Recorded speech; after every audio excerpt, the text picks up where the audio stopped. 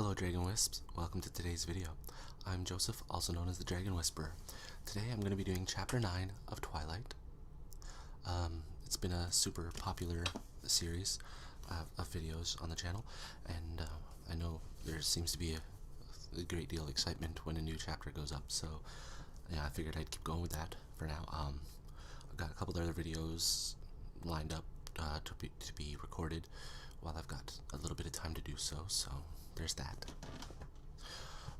As always, don't forget to like the video. If you haven't subscribed to the channel to become a Dragon Wisp yet, you can do so right down here with that little red subscribe button. It's right there, right there. There's also there should be a little watermark logo right here too that you can also click. Don't forget also to turn on the notification bell so that you can stay up to date when new videos get uploaded or when I go live. So there's that. As always, the Patreon link and the link to the shop for merchandise is also in the description below. The Patreon, we've got pledges as low as $1 a month. I think it go as high as $50, but as always with their different levels, they have different perks. Let's see, in the shop we've got t-shirts, mugs, we've got masks, wall posters, stuff like that. Anyway, that's enough of that. So without any further ado, sit back, relax, and enjoy Twilight.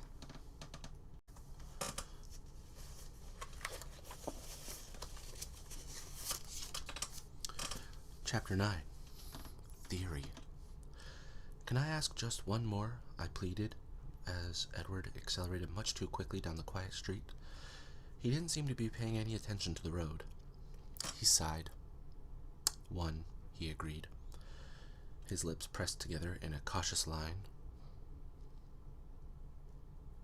Well, you said you knew I hadn't gone into the bookstore and that I had gone south.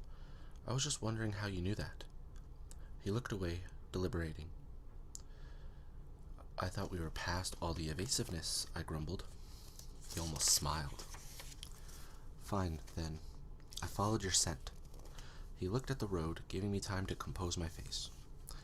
I couldn't think of an acceptable response to that, but I filed it carefully away for future study.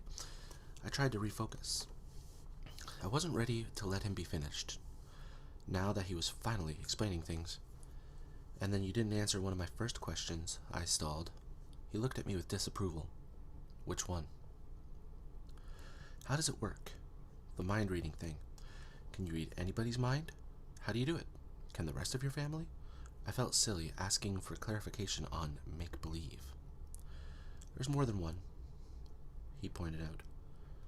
I simply intertwined my fingers and gazed at him, waiting. No, it's just me. And I can't hear anyone, anywhere. I have to be fairly close. The more familiar someone's voice is, the farther away I can hear them. But still, no more than a few miles. He paused thoughtfully. It's a little like being in a huge hall filled with people, everyone talking at once. It's just a hum, a buzzing of voices in the background, until I focus on one voice, and then what they're thinking is clear. Most of the time I tune it all out. It can be very distracting. And then it's easier to seem normal. He frowned as he said the word. When I'm not accidentally answering someone's thoughts rather than their words. Why do you think you can't hear me? I asked curiously. He looked at me, his eyes enigmatic. I don't know, he murmured. The only guess I have is that maybe your mind doesn't work the same way the rest of theirs do. Like your thoughts are on the AM frequency, and I'm only getting FM. He grinned at me, suddenly amused. My mind doesn't work right? I'm a freak? The words bothered me more than they should. Probably because his speculation hit home.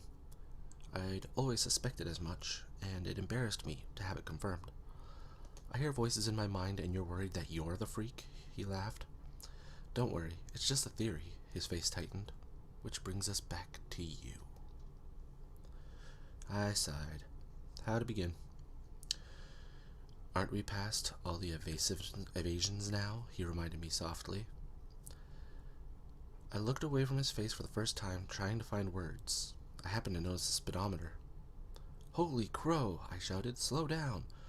What's wrong? He was startled. But the car didn't decelerate. You're going 100 miles an hour! I was still shouting. I shot a panicky glance out the window, but it was too dark to see much. The road was only visible in a long patch of bluish brightness from the headlights. The forest along both sides of the road was like a black wall, as hard as a wall of steel if we veered off the road at this speed. Relax, Bella, he rolled his eyes, still not slowing. Are you trying to kill us? I demanded. We're not going to crash.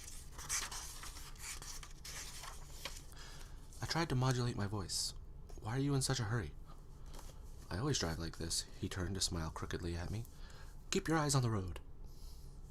I've never been in an accident, Bella. I've never even gotten a ticket. He grinned and tapped his forehead. Built-in radar detector. Very funny, I fumed. Charlie's a cop, remember? I was raised to abide by traffic laws. Besides, if you turn us into a Volvo pretzel around a tree trunk, you can probably just walk away. Probably, he agreed with a short, hard laugh. But you can't. He sighed, and I watched with relief as the needle gradually drifted toward 80. Happy? Almost. I hate driving slow, he murmured. This is slow? Enough commentary on the driving. He snapped. I'm still waiting for your latest theory. I bit my lip. He looked down at me, his honey eyes unexpectedly gentle. I won't laugh, he promised. I'm more afraid that you'll be angry with me. Is that bad? Pretty much, yeah. He waited. I was looking down at my hands, so I couldn't see his expression. Go ahead. His voice was calm. I don't know how to start, I admitted. Why don't you start at the beginning? You said you didn't come up with this on your own. No. What got you started? A book?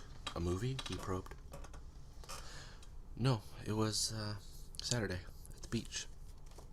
I risked a glance up at his face. He looked puzzled. I ran into an old family friend, Jacob Black, I continued. His dad and Charlie have been friends since I was a baby. He still looked confused. His dad is one of the Quileute elders. I watched him carefully. His confused expression froze in place. We went for a walk. I edited all my scheming out of the story. And he was telling me some old legends, trying to scare me, I think. He told me one. I hesitated. Go on, he said. About vampires. I realized I was whispering. I couldn't look at his face now, but I saw his knuckles tighten convulsively on the wheel. And you immediately thought of me? Still calm. No, he mentioned your family. He was silent, staring at the road. I was worried suddenly, worried about protecting Jacob. He just thought it was a silly superstition, I said quickly. He didn't expect me to think anything of it. It didn't seem like enough. I had to confess. It was my fault. I forced him to tell me. Why? Lauren said something about you. She was trying to provoke me. And an older boy from the tribe said your family didn't come to the reservation. Only it sounded like he meant something different. So I got Jacob alone, and I tricked it out of him, I admitted, hanging my head. He startled me by laughing. I glared up at him. He was laughing, but his eyes were fierce, staring ahead. Tricked him how? He asked. I tried to flirt. It worked better than I thought it would. Disbelief colored my tone as I remembered. I'd like to have seen that, he chuckled darkly. And you accused me of dazzling people. Poor Jacob Black. I blushed and looked out my window into the night. What did you do then? He asked after a minute. I did some research on the internet. And that convinced you? His voice sounded barely interested, but his hands were clamped hard onto the steering wheel. No, nothing fit. Most of it was kind of silly, and then I stopped. What? I decided it didn't matter. I whispered. It didn't matter? His tone made me look up. I had finally broken through his carefully composed mask. His face was incredulous, with just a hint of the anger I'd feared. No, I said softly. It doesn't matter to me what you are. A hard, mocking edge entered his voice. You don't care if I'm a monster? If I'm not human? No. He was silent, staring straight ahead again. His face, was bleak and cold. You're angry, I sighed. I shouldn't have said anything. No, he said, but his tone was as hard as his face. I'd rather know what you're thinking, even when what you're thinking is insane. So I'm wrong again? I challenged. That's not what I was referring to. It doesn't matter. He quoted, gritting his teeth together. I'm right? I gasped. Does it matter? I took a deep breath. Not really, I paused, but I am curious. My voice, at least, was composed. He was suddenly resigned. What are you curious about? How old are you? 17, he answered promptly. And how long have you been 17? His lips twitched as he stared at the road. A while, he admitted at last. Okay, I smiled, pleased that he was still being honest with me. He stared down at me with watchful eyes, much as he had before, when he was worried I would go into shock. I smiled wider in encouragement, and he frowned. Don't laugh. But how can you come out during the daytime? He laughed anyway. Myth. Burned by the sun? Myth. Sleeping in coffins? Myth. He hesitated for a moment, and a peculiar tone entered his voice. I can't sleep. It took me a minute to absorb that. At all? Never, he said, his voice nearly inaudible. He turned to look at me with a wistful expression. The golden eyes held mine, and I lost my train of thought. I stared at him until he looked away. You haven't asked me the most important question yet. His voice was hard now, and when he looked at me again, his eyes were cold. I blinked, still dazed. Which one is that? You aren't concerned about my diet? He asked sarcastically. Oh, I murmured. That. Yes, that. His voice was bleak. Don't you want to know if I drink blood? I flinched. Well, Jacob said something about that? What did Jacob say? He asked flatly. He said you didn't hunt people. He said your family wasn't supposed to be dangerous because you only hunted animals. He said we weren't dangerous? His voice was deeply skeptical. Not exactly. He said you weren't supposed to be dangerous, but the Quileutes still didn't want you on their land, just in case. He looked forward, but I couldn't tell if he was watching the road or not. So was he right about not hunting people? I tried to keep my voice as even as possible. The Quileutes have a long memory, he whispered. I took it as a confirmation. Don't let that make you complacent, though, he warned me. They're right to keep their distance from us. We are still dangerous. I don't understand. We try, he explained slowly. We're usually very good at what we do. Sometimes we make mistakes. Me, for example, allowing myself to be alone with you.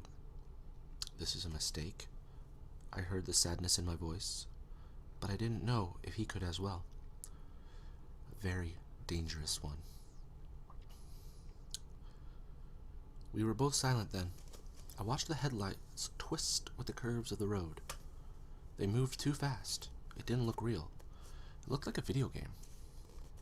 I was aware of the time slipping away so quickly, like the black road beneath us, and I was hideously afraid that I would never have another chance to be with him like this again. Openly, the walls between us gone for once. His words hinted at an end, and I recoiled from the idea. I couldn't waste 1 minute I had with him. Tell me more, I asked desperately, not caring what he said, just so I could hear his voice again. He looked at me quickly, startled by the change in my tone. What more do you want to know? Tell me why you hunt animals instead of people, I suggested, my voice still tinged with desperation. I realized my eyes were wet, and I fought against the grief that was trying to overpower me. I don't want to be a monster. His voice was very low. But animals aren't enough? He paused. I can't be sure, of course, but I'd compare it to living on tofu and soy milk. We call ourselves vegetarians, our little inside joke. It doesn't completely satiate.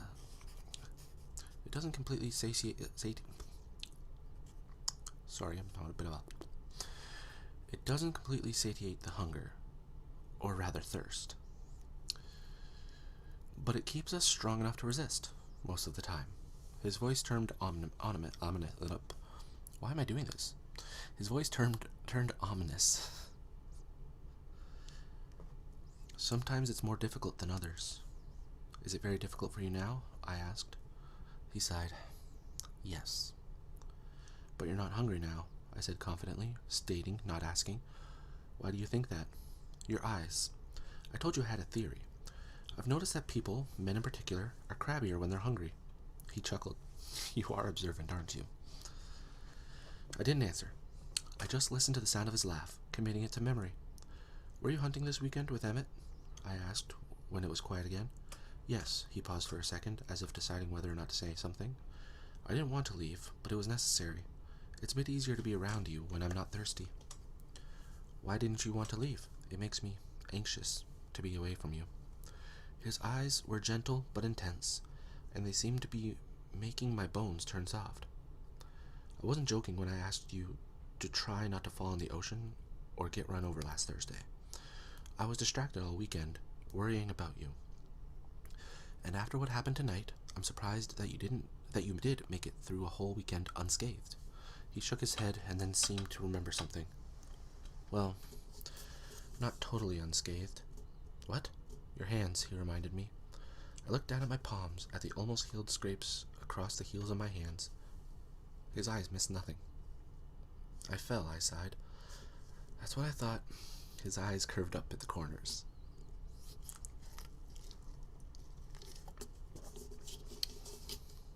I suppose, being you, it could not have been much worse, or it could have been much worse. And that possibility tormented me the entire time I was away. It was a very long 3 days. I really got on Emmett's nerves. He smiled ruefully at me.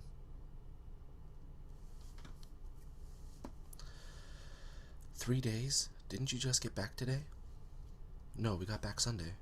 Then why weren't any of you at school? I was frustrated, almost angry as I thought of how much disappointment I had suffered because of his absence. Well, you asked if the sun hurt me, and it doesn't. But I can't go out in the sunlight. At least not where anyone can see. Why? I'll show you sometime, he promised. I thought about it for a moment. You might have called me, I decided. He was puzzled, but I knew you were safe. But I didn't know where you were. I hesitated, dropping my eyes. What? His velvety voice was compelling. I didn't like it, not seeing you. It makes me anxious, too. I blushed to be saying this out loud. He was quiet. I glanced up, apprehensive, and saw that his expression was pained. Ah, he groaned quietly. This is wrong. I couldn't understand his response. What did I say? Don't you see, Bella? It's one thing for me to make myself miserable, but a wholly other thing for you to be so involved. He turned his anguished eyes to the road, his words flowing almost too fast for me to understand. I don't want to hear that you feel that way. His voice was low but urgent. His words cut me. It's wrong. It's not safe. I'm dangerous, Bella. Please grasp that. No. I tried very hard not to look like a sulky child. I'm serious, he growled. So am I. I told you. It doesn't matter what you are. It's too late. His voice whipped out, low and harsh. Never say that. I bit my lip and was glad he couldn't know how much that hurt. I stared out at the road. We must be close now. He was driving much too fast. What are you thinking? He asked, his voice still raw. I just shook my head, not sure if I could speak. I could feel his gaze on my face, but I kept my eyes forward. Are you crying? He sounded appalled. I hadn't realized the moisture in my eyes had brimmed over. I quickly rubbed my hand across my cheek, and sure enough, traitor tears were there, betraying me. No, I said, but my voice cracked. I saw him reach toward me hesitantly with his right hand, but then he stopped and placed it slowly back on the steering wheel. I'm sorry. His voice burned with regret. I knew he wasn't just apologizing for the words that had upset me.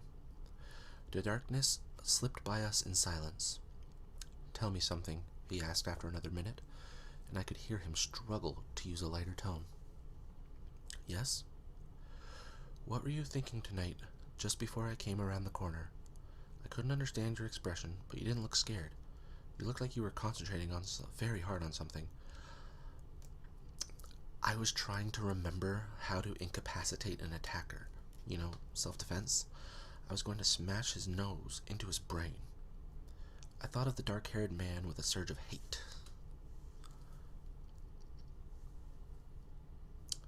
You were going to you were going to fight them? This upset him. Didn't you think about running?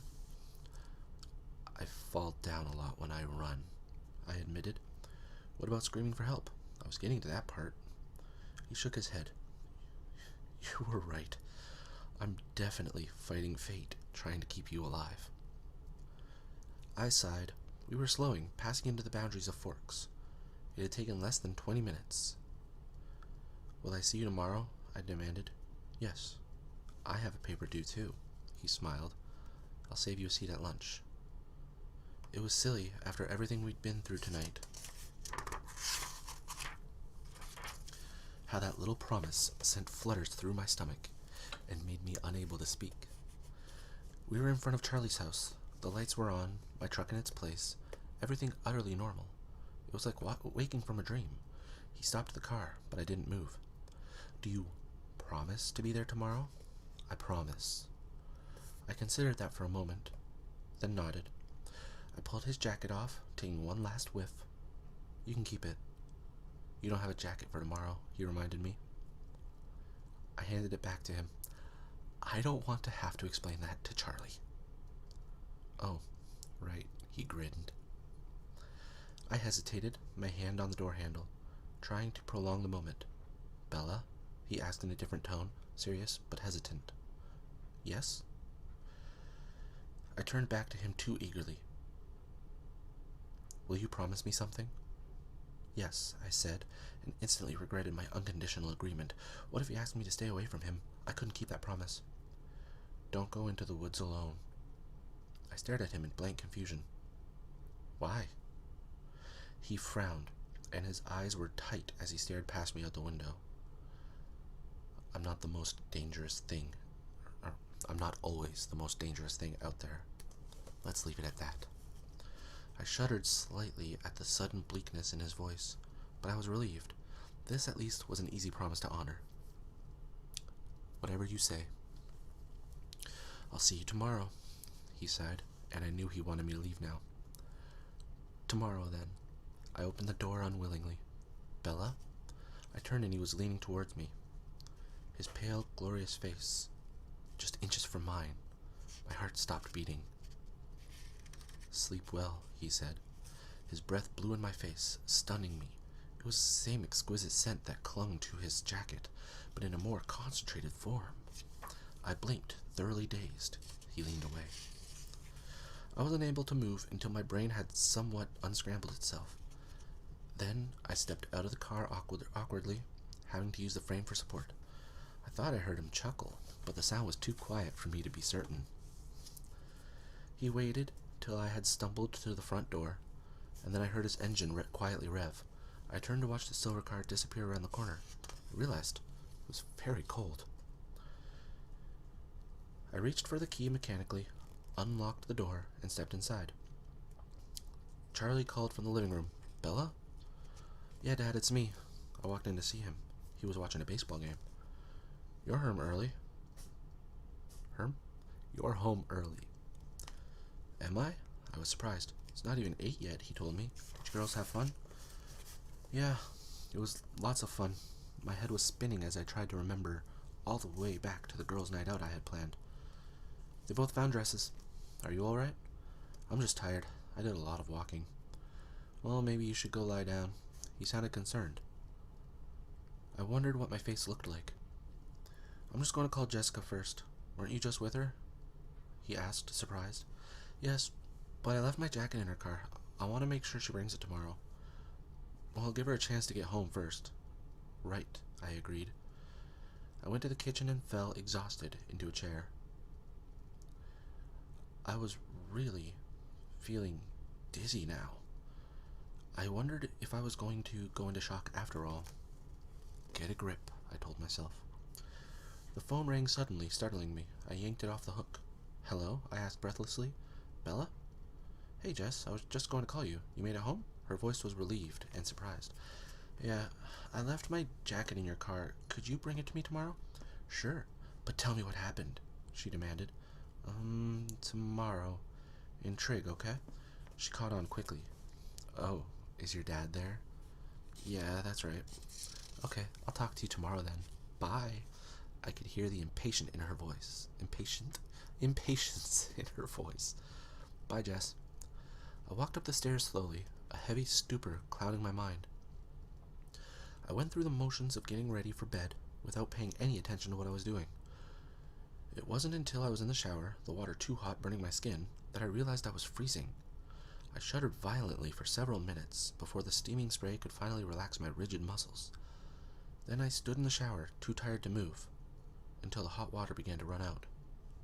I stumbled out, wrapping myself securely in a towel, trying to hold the heat from the water in so that aching shivers wouldn't return. I dressed for bed swiftly and climbed under my quilt, curling into a ball, hugging myself to keep warm. A few small shudders trembled through me. My mind still swirled dizzily, full of images I couldn't understand, and some I fought to repress. Nothing seemed clear at first, but as I fell gradually closer to unconsciousness, a few certainties became evident. About 3 things I was absolutely positive. First, Edward was a vampire.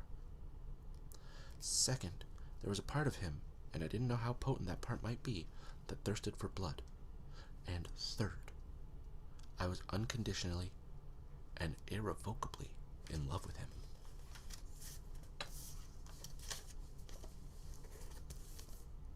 Oh my. I hope you enjoyed today's video.